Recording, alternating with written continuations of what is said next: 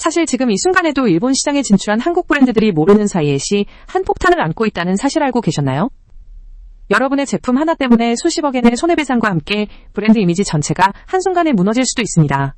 한국에서 크게 성공한 제품이라도 일본에서는 예상치 못한 위험이 도사리고 있어요. 일본 특유의 엄격한 법규 때문인데 특히 제조물 책임법 줄여서 PL법은 우리 브랜드의 운명을 좌우할 수 있는 핵심 요소입니다. 이 영상을 보면 일본 시장에서 안전하게 성장할 수 있는 PL법 대응 전략을 명확히 알 수 있습니다. 일본에서 제조물 책임법 관련 클레임이 연간 얼마나 발생하는지 아세요? 놀랍게도 연간 260건 이상이 접수되고 이 중 상당수가 소송으로까지 이어집니다. 이 수치에는 소비자단체나 법률기관을 통한 간접적인 클레임까지 포함되어 실제 브랜드가 겪는 압박은 훨씬 크죠. 당신의 브랜드 역시 이러한 통계의 희생양이 될 수 있다는 걸 명심해야 합니다. 다음 슬라이드에서는 이러한 숫자들이 결코 남의 이야기가 아님을 보여주는 흔한 사례를 소개할게요. 일본의 야심차게 진출해서 열심히 마케팅하고 제품을 팔았는데 갑자기 제품 불량 문제로 클레임이 들어오거나 심지어 소비자단체로부터 소송 예고를 받은 적 있으신가요?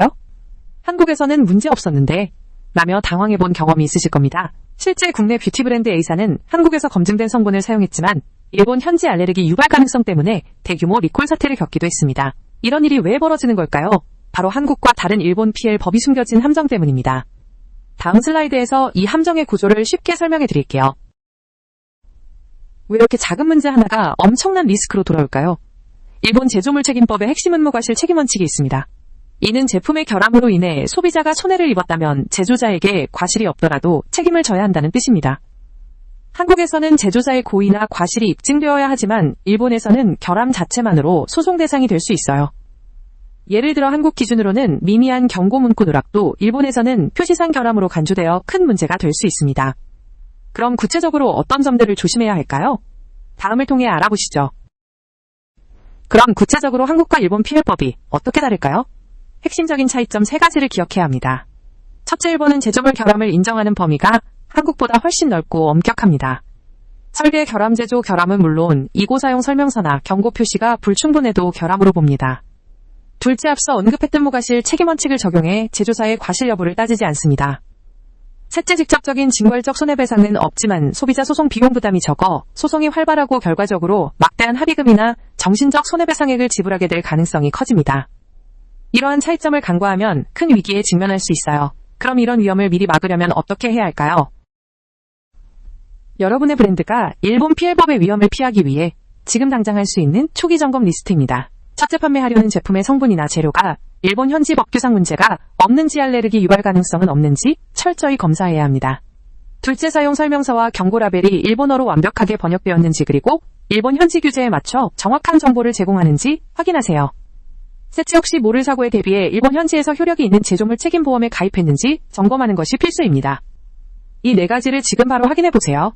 다음은 실질적인 대응 전략을 알아볼 차례입니다. 그럼 PL법 리스크를 체계적으로 관리하고 성공적인 일본 시장 진출을 위한 핵심 전략은 무엇일까요? 크게 4가지로 요약할 수 있습니다. 첫째, 제품에 대한 정확하고 충분한 정보 제공과 경고 표시입니다. 일본 소비자의 기대치와 법정 요구사항을 충족하는 상세한 설명서를 제공해야 하죠.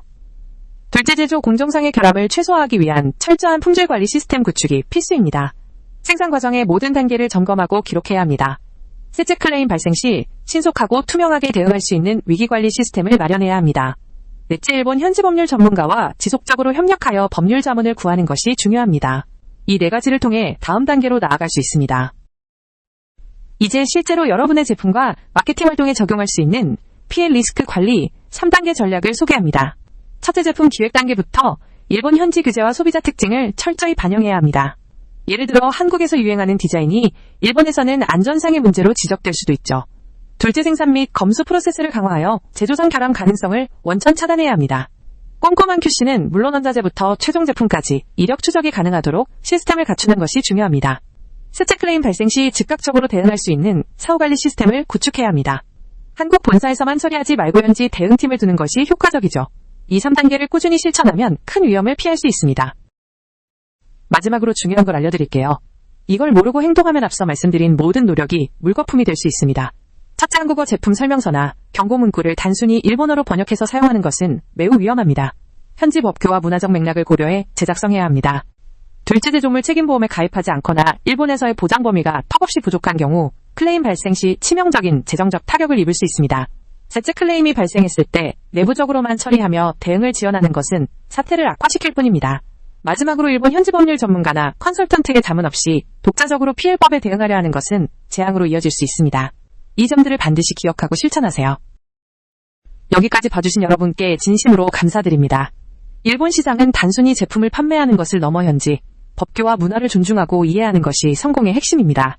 PL법은 결코 만만히 볼 수 없는 존재이지만 철저히 준비하면 충분히 극복할 수 있습니다. 오늘 배운 내용을 바탕으로 여러분의 브랜드를 안전하게 보호하고 일본에서 더 크게 성장하시길 바랍니다. 앞으로도 제이말켓 나비는 한국 브랜드가 일본 시장에 성공적으로 안착할 수 있도록 실질적인 정보와 노하우를 공유할게요. 다음 영상이 궁금하시다면 구독과 좋아요 알림 설정 잊지 마세요. 감사합니다.